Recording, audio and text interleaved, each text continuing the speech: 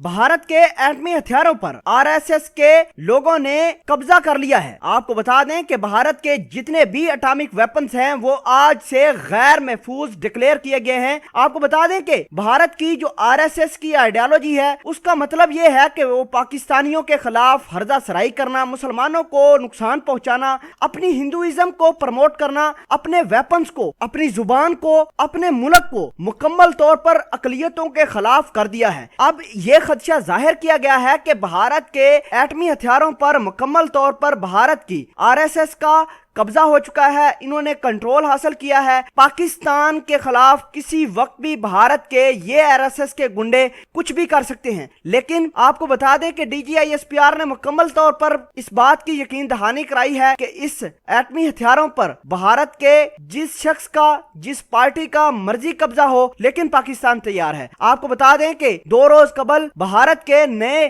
Army chief Manoj निडबड़े ने इस बात का ऐलान किया था कि अगर उनकी पार्लियामेंट या उनकी गवर्नमेंट ने इस बात का हुक्म दिया कि पाकिस्तान से कश्मीर वापस लेकर आओ तो दोबारा अटैक किया जाएगा कश्मीर के ऊपर। लेकिन आपको यह भी बता दें कि भारत के एटमी हथियार आरएसएस के लोगों के पास जाना बड़ी ही अजीब बात है, क्योंकि भारत कुछ भी पाकिस्तान के खिलाफ कर सकता है और भारत अगर कुछ करता भी है तो ये कह देगा कि हमारे आरएसएस के गुंडे हैं, उन्होंने इस तरह काम कर दिया, वो भारत की गवर्नमेंट के कंट्रोल में नहीं है। इस तरह का कोई प्रोपेगेंडा बनाया जाएगा। लेकिन डीजीआईएसपीआर ने मुकम्मल तौर पर यह यकीन दहानी कराई है पूरी दुनिया को कि अगर भारत ने किसी किस्म का कोई हमला किया, किसी किस्म का कोई हर्जा सराई करने की कोशिश की तो भारतीयों का तमाशा और भारतीयों का वो आखिरी दिन होगा। बहरहाल जब भी आरएसएस वाला जिन बोतल से बाहर आएगा उसी दिन से कत्लो गारत भारत के अंदर शुरू हो जाएगी। अब आपको समझ लेना चाहिए कि किस तरह भारत आरएसएस को प्रमोट करता है।